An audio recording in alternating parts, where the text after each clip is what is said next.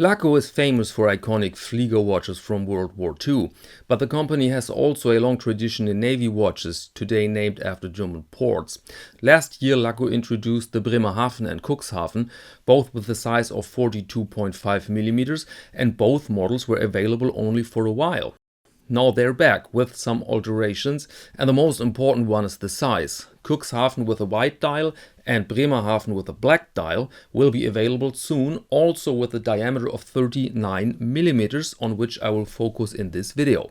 So let's go over the basics. We have two hand-wound models, both with a case diameter of 39 mm, a length lug to lug of 46, height 10 and lug width of 20 mm.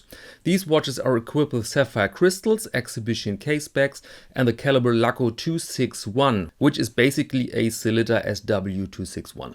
On the black dial, the Bremerhaven, we find a black set of hands with superluminova. On the white dial, the Cuxhaven, blued hand also with lume. Water resistance is indicated with 100 meters and the price with 1,290 euros including VAT or 1,150 US dollars without VAT. So what we see here at first glance is a very attractive mix of functionality and vintage vibes, most notable in form of the seconds and a sub-dial, which is borrowed from pocket watches.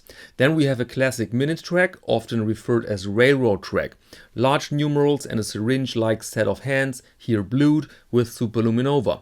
The designer took the length of the hands very serious, and that's wise because it's often criticized elsewhere.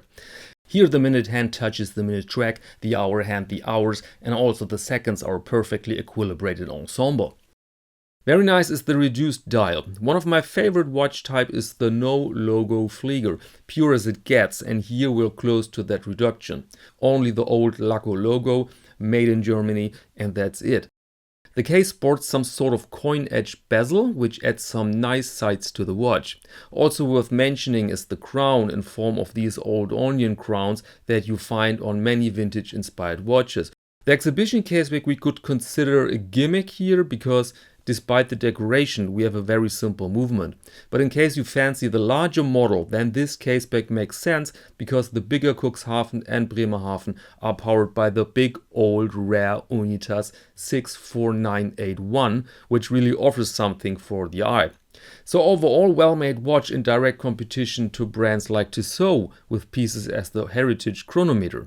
The price I see as rather normal for that segment of the market and for the components in use such as a made in Germany case. So nothing to complain. Well, the geek in me was slightly sad that the white dial looks a bit like enamel, which would make total sense, and enamel is also named as a reference, but it's modern varnish. But I think overall we see two very strong models that will be available in November.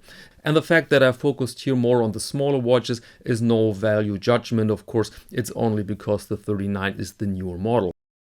So if you like to see an in-depth review of the Laco Cuxhaven and Bremerhaven here on the channel, then let me know, then I ask for two press pieces. And now allow me to close this episode, ladies and gentlemen, thank you very much and see you next Monday to Watch of the Week.